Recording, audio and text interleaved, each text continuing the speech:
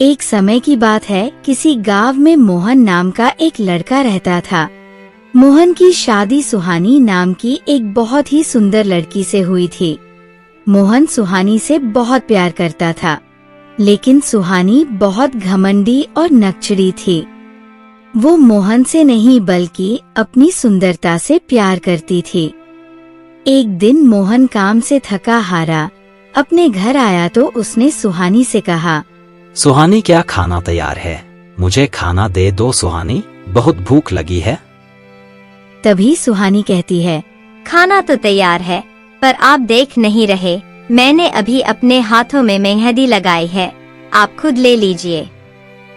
मोहन ने अपनी बीवी की बात सुनकर खुद ही खाना निकालकर खा लिया और वहाँ से चला गया।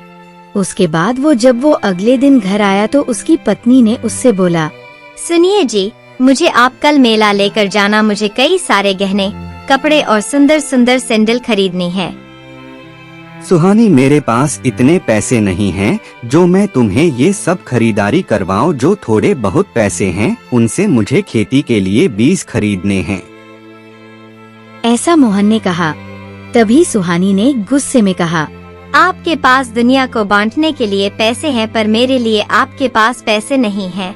हे भगवान, मेरी शादी ऐसे कंजूस आदमी से क्यों हो गई? मोहन पूरी रात अपनी पत्नी के तानों से इतना दुखी हो गया कि उसे नींद ही नहीं आई और वो पूरी रात सोचता रहा, आखिर मेरी पत्नी को मुझसे प्यार क्यों नहीं है? वो हमेशा अपने बारे में क्यों सोचती है? जब सुबह हुई तो वो अपने काम के लिए निकल गया। रास्ते में उसे एक बड़ा पत्थर मिला। पत्थर देखकर वो बोला, अरे, ये इतना बड़ा पत्थर यहाँ बीच सड़क पर कैसे आया? इस पत्थर से किसी को चोट लग सकती है। मैं इसे सड़क के किनारे रख देता हूँ। मोहन ने अपनी पूरी ताकत से उस पत्थर को वहाँ से हटा दिया। मोहन जब पत्थर हटा रहा था तो उसे एक चुड़ैल देख रही थी। वो मोहन के पास गई और हंसने लगती है।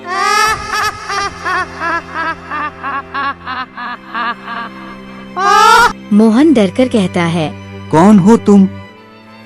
चुड़ैल मोहन को बताती है, मैं पुराने बरगद की चुड़ैल हूँ। आज सुबह से लोग इस रास्ते से जा रहे हैं, लेकिन किसी ने भी इस पत्थर को नहीं हटाया। तुम बहुत अच्छे इंसान हो, मैं तुमसे बहुत खुश हूँ। बताओ, तुम्हें क्या चाहिए? तभी मोहन कहता है, प्लीज मुझे जाने दीजिए, मुझे कुछ नहीं चाहिए। ये कहकर मोहन वहाँ से भाग गया। लेकिन चुड़ैल ने अपनी मायावी शक्ति से मोहन के बारे में पता लगा लिया। चुड़ैल मन ही मन सोचती है, इतने अच्छे इंसान की इतनी घमंडी पत्नी, मुझे इस इंसान के लिए कुछ करना चाहिए। इसके बाद चुड़ैल मोहन के घर गई। उसने मोहन की पत्नी सुहानी पर जादू किया। चुड़ैल तभी मंत्र पढ़ती है, चल जाए मेरी छड़ी का जादू, बन जाए सुहानी बिल्ली बेकाबू। चुड़ैल के ऐसा कहते ही सुहानी एक बिल्ली बन गई और उस चुड़ैल ने सुहानी का रूप धारण कर लिया।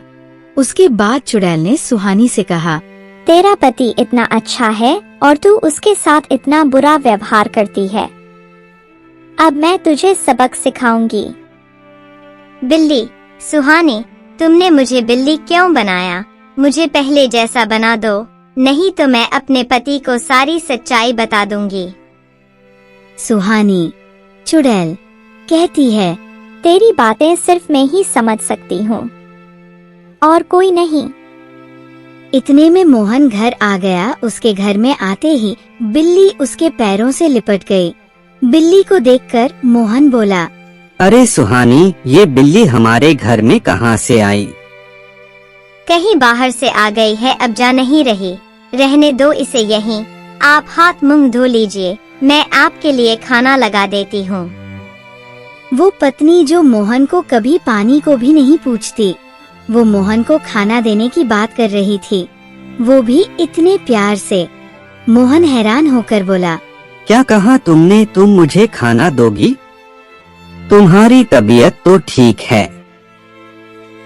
मुझे पता है मैंने आपके साथ बहुत बुरा बर्ताव किया है, लेकिन वो मेरी नासमझी थी, मुझे माफ कर दीजिए। मोहन सुहानी की बातें सुनकर बहुत हैरान हो गया और उस दिन के बाद से सुहानी मोहन का बहुत ख्याल रखने लगी। मोहन अपनी पत्नी में ये बदलाव देखकर बहुत हैरान भी था और खुश भी।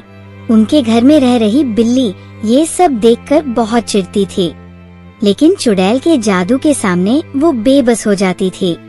एक दिन मोहन सुहानी से बोला, सुहानी, चलो आज हम कहीं बाहर घूमने चलते हैं। आज मैं तुम्हें खरीदारी कराऊंगा। तुम्हें बहुत शौक है ना गहने खरीदने का। अरे मेरे पास तो सब कुछ है, आप फिजूल में पैसे खर्च क्यों कर रहे हैं? मोहन हैरानी से कहता है, तुम इतना बदल कैसे गई सुहानी? मुझे कभी कभी विश्वास नहीं होता कि तुम वही सुहानी हो जिसे अपनी सुंदरता पर इतना घमंड था और जो बात बात पर मुझसे लड़ा करती थी। मोहन के बार बार कहने पर सुहानी बाजार जाने के लिए तैयार हो गई। लेकिन सुहानी जैसे ही तैयार होने के लिए अपने आप को शीशे में देख रही थी, उसी समय मोहन वहां आ गया और उसने अपनी पत्नी को शीशे में चुड़ैल के रूप में देख लिया। ये सब देखकर वो दंग रह गया और डरकर बोला, तुम सुहानी नहीं हो, तुम तो वही चुड़ैल हो जो उस दिन मुझे रास्ते का पत्थर हटाते हुए मिली थी। तुमने मेरी बीवी के साथ क्या किया? कहाँ है वो? मोहन की बात सुनकर चुड़ैल अपने असली रूप में आकर कहने लगी, मुझे माफ कर दो मोहन, मैं तुम्हें धोखा नहीं देना चाहती थी, लेकिन तुम बहुत अच्छे इंसान हो और तुम्हारी पत्नी तुम्हारे साथ बहुत बुरा बर्ताव करती थी, जो देखकर मुझे अच्छा नहीं लगा। इसी कारण मैंने ये कदम उठाया और तुम्हारी पत्नी के साथ मैंने कुछ नहीं किया। ये जो बिल्ली तुम्हारे घर में रह रही है, यही तुम्हारी पत्नी है। चुड़ैल ने मोहन को सारी सच्चाई बताने के बाद सुहानी को दोबारा इंसान बना दिया। उसके बाद चुड़ैल बोली, मोहन, अगर मैं चाहती तो तुम्हारी पत्नी को मार भी सकती थी, लेकिन मैंने ऐसा नहीं किया क्योंकि मैं तुम्हारी पत्नी को बस ये दिखाना चाहती थी कि अपने पति के साथ कैसे व्यवहार किया जाता है। ये सुनकर सुहानी रो रो कर कहने लगी, आप ठीक बोल रही हो चुड़ैल जी। मैंने अपने सुंदरता के घमंड में इतनी अंधी हो गई कि मैंने अपने पति को कभी कुछ नहीं समझा। आज के बाद मैं ऐसे कुछ नहीं करूंगी। आप दोनों मुझे माफ कर दीजिए।